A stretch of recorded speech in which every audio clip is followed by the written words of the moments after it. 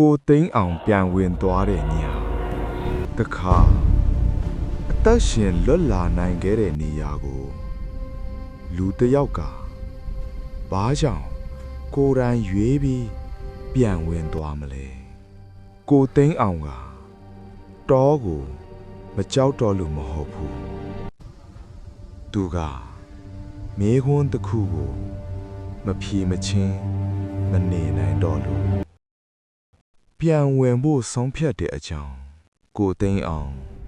မြို့ကိုပြန်ရောက်ပြီးနောက်ညတိုင်းအိမ်မက်တစ်ခုထပ်ထပ်မှတ်တယ်တောမဟုတ်ရွာမဟုတ်အချိန်မရှိတဲ့နေရာအတန်တစ်ခုကညတိုင်းမေးတယ်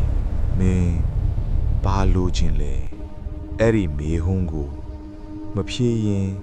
तू မအိပ်နိုင်တော့ဘူးစာရေးလို့လည်းမရစာဖတ်လို့လည်းမရနောက်ဆုံး तू ဆုံးဖြတ်လိုက်တယ်တောကိုပြန်ဝင်မယ်ဒီတစ်ခါကိုသိန်းအောင်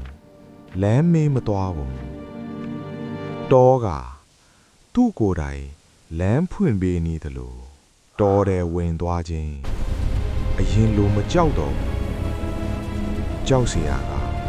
တောမဟုတ်ဘူးသူ့စိတ်ထဲကအရာတွေတစ်တင်ချင်းစီသူ့ကိုကြည့်နေသလိုလေမတိုက်အတန့်မရှိဒါပေမဲ့တောကအသက်ရှူနေတယ်အတန့်ကနောက်တစ်ခါပေါ်လာတယ်ဒီတစ်ခါမင်းပြန်လာတာ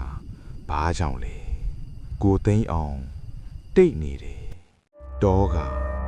သူ့စိတ်ကိုဖွင့်ပြတယ်သူ့အောင်မြင်ခြင်းတဲ့စိတ်နာမည်ကြီးခြင်းတဲ့စိတ်သူများထက်ထူးခြင်းတဲ့စိတ်အကုန်ပေါ်လာတယ်အဲ့ဒီအချိန်ကိုသိန်းအောင်တိသွားတယ်တောကလိန်လို့မရဘူးအမှန်တရားကိုပြောတဲ့အခါကိုသိန်းအောင်အသက်ရှူပြီးနောက်ဆုံးတော့ပြောလိုက်တယ်ကျွန်တော်လူတွေကိုကြောက်စီခြင်းလို့လာတာပါပုံပြင်းနဲ့နာမည်ကြီးခြင်းလို့တောကတိတ်သွားတယ်အချိန်မရှိတော့သလိုပြီးတော့အတန့်တစ်ခုအဲ့ဒါကလောဘလားကိုသိန်းအောင်ခေါင်းညိတ်လိုက်တယ်ဒါဆိုအစားအလဲ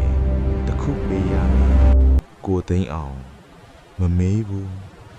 သူတီးပြီးသားမနက်မိုးလင်းတဲ့အချိန်သူမြို့ကိုပြန်ရောက်လာတယ်ဒါပေမဲ့သူစားတွေက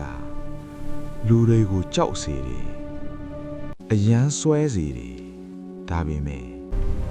ကိုသိန်းအောင်ကိုယ်တိုင်ကြောက်တတ်တဲ့စိတ်မရှိတော့ဘူး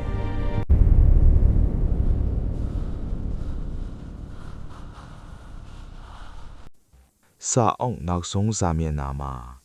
စာကြောင်းတစ်ကြောင်းတောကလောဘကိုယူသွားတယ်ဒါပေမဲ့အစားထိုးအနေနဲ့နှလုံးသားကိုအေးစီခဲ့တယ်